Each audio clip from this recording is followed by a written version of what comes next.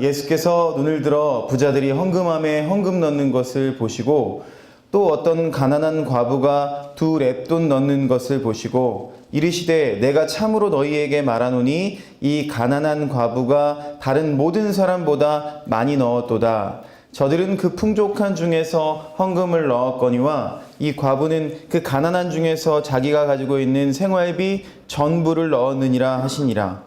어떤 사람들이 성전을 가리켜 그 아름다운 돌과 헌물로 꾸민 것을 말하며 예수께서 이르시되 너희는 보는 이것들이 날이 이르면 돌 하나도 돌 위에 남지 않고 다 무너뜨려지리라. 아멘. 여러분 건강하시죠? 네. 우리 허장님이 제일 건강하신 것 같아요. 네, 건강에 대해 많은 관심을 가지고 있습니다, 현대인들은. 그런데 그 건강에 대해서 우리의 육신뿐만 아니라 여러 가지 건강에 대해서 우리가 다 관심을 가지고 있는데요. 여러분, 예배가 건강해야 한다라는 말을 한 번쯤은 다 들어보셨을 것 같습니다. 예배가 건강하고 또 아프고 회복되고 예배가 사람 몸도 아닌데 왜 건강한 예배를 이야기할까요? 그런데 요즘은 그런 표현에 익숙해져 있는 것 같습니다. 이 건강한 예배, 예배의 회복, 이런 표현들이 우리에게 좀 익숙하게 다가오는 것 같습니다. 이 말은요, 조직을 그냥 하나하나의 개별로 보지 않고 조직을 유기체로 보는 그 사회적인 관점에서 나온 말입니다. 우리 몸이 이 건강을 유지하기 위해서 갖추어야 될 요소들이 있는 것처럼 적당히 자야 되고 또 밥도 새끼 적당히 잘 먹어야 되고 잘 쉬어야 되고 스트레스 받지 말라고 하고 병원 가면 그러잖아요. 그 건강을 위해서 우리 인간이 갖춰야 될 요소들이 있는 것처럼 이 건강한 예배를 위해서 필수적인 요소가 충족될 때에 이 건강한 예배가 이루어질 수가 있습니다. 그렇다면 이 건강한 예배가 우리가 알고 있는 이 객관적인 요소가 갖추어질 때 가능할까요? 우리가 아는 것처럼 예배가 더 풍성하고 더 많은 사람들이 나오고 또 사운드도 더 풍성하고 성가 때도 더 많은 사람들이 모여서 노래하고 이래야 그 예배가 건강한 예배가 될 수가 있을까요? 결론적으로 말하자면 그렇지가 않습니다. 건강한 예배는 오로지 예배자의 몫입니다. 이 예배만큼 우리 삶 속에서 주관적인 것은 없습니다. 건강한 예배에 대해서 많은 신학적 논의가 있고 논쟁이 있고 또 상수적인 개념들이 이미 인터넷 안에 또 책 안에 많이 깔려 있습니다. 좀 더 피부에 닿게 말한다면 이 건강한 예배란 나에게 감동이 있는 예배인 줄로 믿습니다. 설교가 감동이 되어야만 나에게 의미를 가질 수가 있는 것입니다. 감동은요, 예배를 인도하는 그 목사의 몫이 아닙니다. 또 우리 공동체의 그 환경에 의한 것도 아닙니다. 하나님의 말씀과 그 메시지를 통해서 나에게 주시는 은총이며 은혜인 줄로 믿습니다. 내가 느끼고 또 내가 찾고 내가 알아내고 내가 발견하고 내가 만들어가는 작업인 줄로 믿습니다. 그렇게 집요한 노력이 있어야만 이 감동의 문이 열릴 수가 있는 거예요. 마음이 순수해서 이 지혜의 문이 스르르 잘 열리던지 또 인생의 폭이 깊고 넓어서 타인의 경험과 겹치는 또 그 지략이 넓던지 또 부지런히 자신의 언어로 하나님을 발견하려고 노력하던지 이 모든 예배의 감동에 대한 책임은 나에게 있다고 생각해야 할 줄로 믿습니다. 예배에 감동이 없다고 말할 때 우리 자신을 한번 돌아볼 수 있었으면 좋겠습니다. 아무리 객관적으로 건강한 요소를 가진 예배라고 할지라도 다른 사람이 아무리 아멘을 연발한다고 할지라도 나에게는 무관하고 그것이 의미가 없으면 그것은 죽은 예배인 줄로 믿습니다. 하나님과 나와의 철저한 1대1의 만남, 그것이 예배입니다. 고전 영화 중에 그 쿼바디스라는 영화가 있습니다. 그 쿼바디스라는 영화에 보면 전쟁에서 돌아온 한 로마 병사가 아름다운 크리스천 아가씨를 만나, 크리스천 아가씨는 대부분 예쁜 것 같아요. 사랑에 빠지게 됩니다.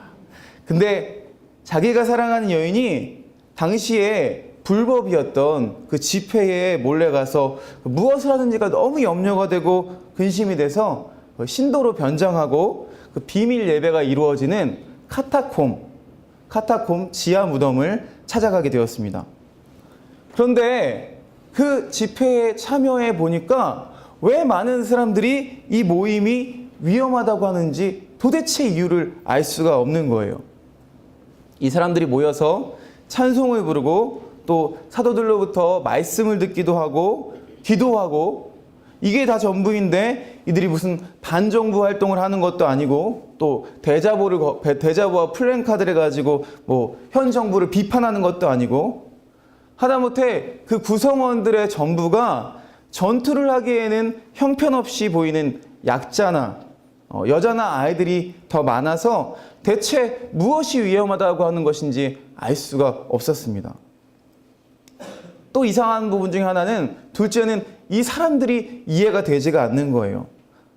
당시에는 그 모임이 발각되어서 그 모임에 참여했다고 결론이 나면 사자밥이 되거나 또 돌로 쳐 죽이거나 아주 잔인하고 위험한 형벌이 예고되어 있는데도 길을 쓰고 모이는 거예요.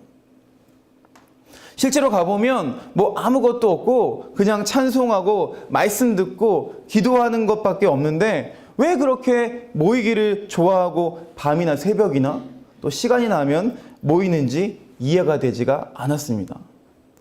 심지어 기독교를 박해했던 왕 트라이안 황제 시절에 플리나리라는 한 총독은 그 보고서에서 그리스도인들은 정해진 날에 동트기 전에 모여 그리스도를 찬송하는 노래를 부르고 말씀을 들으며 서로 여러 가지 세상 죄를 짓지 않겠다고 맹세하는 기도를 드리곤 다시 집에 돌아가 열심히 생업에 종사한다라는 보고를 한 기록이 있습니다. 아니 이런 사람들이 단지 예수님 믿었다는 그 죄 하나로 처벌하느냐고 상부에 물어본 보고서가 발견되었다고 합니다. 황제도 이런 상황이 참 애매하니까 이렇게 답변했다고 해요. 뭐 일부러 색출할 필요는 없고 자기가 공공연히 그리스도인이라 주장하는 자는 처벌하라고 지시했다고 합니다. 여러분은 그 초기 로마의 그 기독교에서 그 지하 무덤에서 예배드렸던 그 사람들처럼 예배를 소중하게 드려보신 기억이 있으십니까? 예배는 소중합니다. 우리가 할 수 있는 가장 최상의 가치이기 때문입니다. 하나님께 올려드릴 수 있는 최상의 가치이기 때문입니다.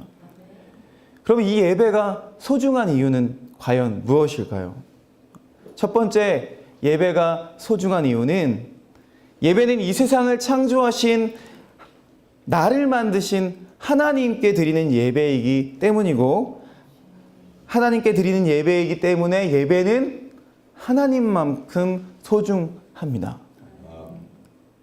두 번째, 예배는 꼭 기억하세요. 예수님만큼 중요합니다. 왜냐하면 우리는 모두 예배할 수 있는 능력이 없습니다. 그런데 예수님께서 우리를 위해서 십자가에 죽으시고 우리를 용서해 주시고 구원해 주셔서 예배할 수 있게 되었습니다. 우리가 예배할 수 있는 이유는 바로 예수님 때문입니다. 그래서 예배는 예수님만큼 중요합니다. 세 번째, 마지막으로 예배는 성령님만큼 중요합니다. 우리가 모여서 찬양을 하고 기도하고 말씀을 듣고 이 모든 시간이 하나님께서 보내신 성령이 계시기에 가능한 일입니다. 그래서 예배는 성령님만큼 중요합니다. 스코틀랜드에 태어나서 영국의 올림픽 육상 대표 선수였던 에릭 리들이라는 사람이 있었습니다. 이 사람은요, 영국 그 나라에서 가장 빠른 달리기 선수였습니다. 한 번은 육상 경기를 하는데 출발하자마자 다른 한 선수가 의도적으로 이 에릭 리드를 밀어서 넘어지고 말았어요. 보통 한 번 넘어지면 경기를 포기하는 게 다반사거든요. 왜냐하면 그 엄청난 차이가 벌어지기 때문에. 그런데 에릭 리들은 얼마나 빨랐던지 경기 중 넘어졌지만 모든 사람들을 다 앞질러서 우승을 할 정도로 다른 사람들보다 훨씬 더 실력이 있는 달리기 선수였습니다. 1924년 제8회 파리올림픽을 앞두고 영국 국가대표 선발대회에서도 에릭 리들은 100m에서 다른 선수와 많은 차이를 보이면서 1등으로 국가대표에 뽑히게 됩니다. 에릭 리들을 이길 사람은 아무도 없다고 많은 기자들이 이야기했어요. 그런데 이 에릭은 올림픽에 출전할 날 한 가지 이야기를 전해 듣게 됩니다. 바로 100m 예선 경기가 하나님께 예배드리는 주일날 있다는 이야기를 듣게 된 거예요. 에릭은요, 이 예선 경기에 출전할 수가 없었습니다. 에릭이 달리는 이유는 하나님을 기쁘시게 하기 위해서인데, 주일날 하나님께서 가장 기뻐하시는 예배를 포기하면 육상 경기에 나갈 수 없다고 생각했던 것이었습니다. 그래서 이 말을 듣고 난리가 난 거예요. 올림픽 위원장과 영국의 국민들, 또 영국의 왕자까지도 이 에릭을 설득했지만 에릭은 하나님께 예배드리는 것을 포기할 수가 없었습니다. 주일은 가장 소중하고 바로 예배 드리는 날이기 때문이었습니다. 에릭은 올림픽의 금메달 대신 예배 드리는 것을 선택했습니다. 에릭이 가장 자신 있었던 그 유력한 금메달 후보였던 그 100m 경기를 포기한 것입니다. 그리고 에릭은 평일날 경기하는 400m 경기에 출전하게 되었습니다. 사실 100m와 400m를 같이 하기는 쉽지가 않습니다. 100m, 200m를 같이 하는 선수들은 많은데요. 100m, 400m를 같이 뛰기에는 그렇게 쉽지가 않습니다. 자신은 종목도 아니었고 이미 2번이나 다른 종목 예선을 했기 때문에 많이 지쳐 있었습니다. 사람들은 에릭이 아마 300m 정도 달리다가 지치게 될 것이라고 예언했습니다. 100m를 잘 뛰는 선수들의 특징이 지구력이 약한 것이 특징입니다. 그런데 400m 결승전 날 믿을 수 없는 일이 벌어졌습니다. 400m에서 가장 빠른 선수들을 제치고 이 에릭 리들이 400m 결승에서 믿기지 않는 기록으로 금메달을 따게 된 것입니다. 에릭 리들이 가지고 있는 쪽지에 이렇게 쓰여져 있었다고 합니다. 나를 존중히 여기는 자를 내가 존중히 여기고, 올림픽의 금메달과도 하나님께 드리는 예배를 바꾸지 않고 다른 무엇보다 예배를 소중히 여기고 중요하게 여긴 에릭 리들을 하나님은 귀하게 여겨주셨습니다. 아무리 터무니없는 꿈이라도 이루어진다라는 제목을 가진 그 오프라 윈프리 쇼 많이 들어보셨을 거예요. 하루는 276명의 방청객 모두에게 28,000달러 상당의 자동차를 선물로 주었던 이벤트가 있었습니다. 이 오프라 윈프리가 처음에는 방청객 11명을 무대 위로 불러내어서 이들에게 승용차 열쇠 1개씩을 선물로 줬어요. 난리가 났겠죠. 다들 기뻐했습니다. 그리고 승용차를 싹 보여줬어요. 나머지 방청객들에게 상자를 나눠주면서 여러분들이 가지고 있는 상자 중에 12번째 자동차 열쇠가 있습니다. 그러니까 그 많은 사람들 중에 한 대를 가질 수 있는 사람이 있었다고 이야기한 거죠. 모든 방청객들이 막 기도하는 마음으로, 간절한 마음으로 상자를 열었습니다. 그런데 놀라운 것은 그 방청객 모두의 상자 속에 이 자동차 열쇠가 들어 있었습니다. 그 순간 그 토크쇼 녹화장은 감격과 환희의 장으로 변했습니다. 이 영상을 보면서 우리가 드리는 이 예배에는 그런 감격과 환호성이 있는가? 하나님께서 주신 영원한 생명이 그 자동차만도 못할까? 라는 생각이 들었습니다. 여러분, 예배의 건강성, 이 감동이 다 예배를 준비하는 사람들의 탓일까요? 또 예배에 소속된 이 공동체의 탓입니까? 아니면 중직자의 탓입니까? 이 예배는 철저히 주관적인 예배인 줄로 믿습니다. 하나님과 1대1로 대할 때 우리의 마음을 들여서 에릭 리들처럼 나를 존중히 여기는 그분께 우리의 모든 것을 드릴 수 있는 예배가 되시기를 주님의 이름으로 축원드립니다. 4월입니다. 4월은 참 꽃이 많이 핍니다. 오늘도 이렇게 운전하면서 오는데 저쪽 아파트 쪽 숲속마을까지 오는 그 길에 화단에 예쁘게 철쭉이 피기 시작했더라고요. 이제 벚꽃은 다 져가고 개나리도 다 졌고 진달래도 다 졌습니다. 또 다른 꽃들이 이름 모를 꽃들이 많이 피어나고 있습니다. 너무 아름다워요. 그래서 4월은 참 밖에 나가서 나들이 하기 좋은 날씨인 것 같아요. 5월까지. 이번 우리 꿈의 교회 4월의 주제가 봄, 사랑, 벚꽃 말고, 많은 분들이 궁금해 하시더라고요. 무슨 뜻인가? 그렇죠. 4월에 봄도 있고요. 사랑도 있고요. 또 벚꽃도 있고요. 그런데 그것 말고도 소중한 가치들이 우리에겐 너무나 많다는 거예요.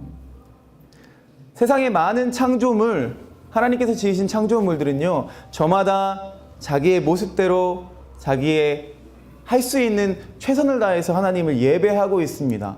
꽃은요, 피어나면서 하나님을 예배하는 거예요. 그런데 우리가 그 꽃을 구경한다는 것은 남이 예배하는 것을 구경하고만 있는 거예요. 하나님은요, 그 꽃을 소중히 여기실까요? 아니면 하나님의 자녀인 우리를 더 소중히 여기실까요? 여러분들 경험하시잖아요. 꽃보다 아름다운 것이 우리 아이들이잖아요. 그 아이들의 웃음을 통해서 내 삶 속의 모든 아픔과 모든 고통들이 다 씻겨져 내려가듯이 하나님은 우리의 예배를 통해서 기뻐하시고, 우리가 아무리 잘못을 저지르고 우리가 아무리 못난 짓을 했을지라도 그 모든 것이 다 씻겨져 내려가실 거예요. 우리 예배를 통해서. 그렇게 예쁘게 예배하시는 저와 여러분들이 되시기를 바랍니다. 다른 사람 예배하는 거 구경하지 말고요, 우리가 하나님께 드릴 수 있는 최상의 가치를 하나님께 올려드려서 우리 삶 속에 그 건강한 예배를 회복했으면 좋겠습니다. 더 이상 건강한 예배가 회복돼야 합니다, 이런 이야기가 나오지 않았으면 좋겠습니다. 일용할 양식을 구하는 소박한 기도가 얼마나 절절한 것이며, 또 매일 마주치는 내 아내와 아이들이 얼마나 소중한 사람이며, 내가 얼마나 많은 교인들에게 사랑과 기쁨을 선물 받고 있으며, 내가 얼마나 좋은 교회에 다니면서 이런저런 봉사를 하고 있으며, 내가 얼마나 멋진 직장에서 오랫동안 평생을 이루었으며, 예수 그리스도와 천국의 소망이 얼마나 감격적이라는 것을 맛볼 수 있는 곳이 바로 이 예배가 되기를 주님의 이름으로 축원합니다. 이 세상에 온전한 것은 없습니다. 우리 모두가 허물투성이입니다. 아마 우리 모습 속에서 제대로 예배하지 못하는 그 모습들이 부끄러울 수도 있을 거예요. 하지만 그 허물을 덮으시는 분이 바로 우리 예수 그리스도이신 줄 믿습니다. 오늘 드리는 이 예배가 우리의 마지막 예배인 것처럼 하나님께 올려드릴 수 있는 거룩한 예배가 되기를 주님의 이름으로 축원드립니다.